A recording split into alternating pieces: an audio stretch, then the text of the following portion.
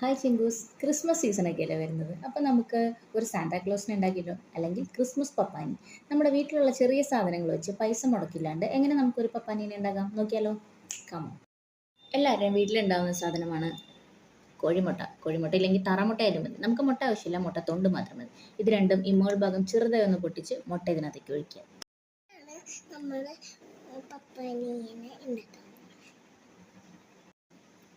രണ്ടാമത്തെ മുട്ട പൊട്ടിക്കാൻ തങ്കു വന്നിട്ടുണ്ട്. തങ്കുവിന് അല്ലെങ്കിൽ പണ്ട് എല്ലാം നശിപ്പിക്കാൻ ഭയങ്കര ഇഷ്ടം. ഇത് പൊട്ടിക്കുന്ന പരിപാടിയാണല്ലോ, അതുകൊണ്ട് തങ്കുവിന് ഇത് ഇഷ്ടപ്പെട്ടു.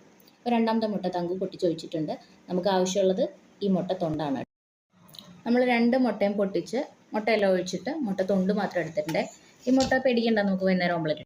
നമ്മൾ പൊട്ടിച്ച് വെച്ചിരിക്കുന്ന ഈ മുട്ട തൊണ്ടിലേക്ക് ചെറിയൊരു ലൈറ്റ് മഞ്ഞ അല്ലെങ്കിൽ നിങ്ങളതിലുള്ള എന്തെങ്കിലും ഗ്രേയോ ക്രീമോ എന്തെങ്കിലും ഒരു കളറ് ജസ്റ്റ് മുട്ട തൊണ്ടിലേക്ക് അടിച്ചു കൊടുക്കുക. ജസ്റ്റ് ഒന്ന് കളർഫുൾ ആവട്ടെ, ക്രിസ്മസ് അല്ലേ. മുട്ടത്തൊണ്ട് കളറടിച്ച് മാറ്റി അത് ഉണക്കാനായിട്ട് വെക്കുന്ന സമയത്ത് നമുക്ക് ജസ്റ്റ് ഒരു വൈറ്റ് പേപ്പറിൽ ഏതെങ്കിലും ഒരു പേപ്പർ എടുക്കുക. അതിനകത്ത് റെഡ് ക്രയോൺസോ കളറോ പെയിൻറ്റോ സ്കെച്ചോ എന്താണോ നിങ്ങളുടെ കയ്യിലുള്ളത് അത് വെച്ച് ജസ്റ്റ് ഒരു പേപ്പറിൽ കളർ ചെയ്ത് കൊടുക്കുക. റെഡ് പേപ്പർ ഉണ്ടെങ്കിൽ അതാണ് ലാഭം, ഇല്ലാത്തതുകൊണ്ട് വെള്ള പേപ്പറിൽ കളറടിച്ച് റെഡ് ആക്കുന്നു. ഒന്നും നോക്കാനില്ല, അച്ചം പുച്ചം കളറടിക്കുക. നമ്മൾ കളർ ചെയ്ത റെഡ് പേപ്പർ ഒരു തൊപ്പിയുടെ ഷേപ്പിൽ രണ്ടെണ്ണം കട്ട് ചെയ്തെടുക്കാം. നമ്മൾ രണ്ട് പപ്പാനീനെണ്ണം ഉണ്ടാക്കണം, അപ്പോൾ രണ്ട് തൊപ്പി ഉണ്ടാക്കാം. ഫെവിക്കോൾ ഉപയോഗിച്ചിട്ട് ഈ തൊപ്പി മുട്ടത്തൊണ്ടിന് മുകളിൽ തൊപ്പി പോലെ ഒട്ടിച്ച് വയ്ക്കുക. ഇനി ഒരു ബ്ലാക്ക് പെയിൻറ് വെച്ചിട്ട് ഈ പപ്പാനിക്ക് കണ്ണും മൂക്കൊക്കെ വരച്ചു കൊടുക്കുക.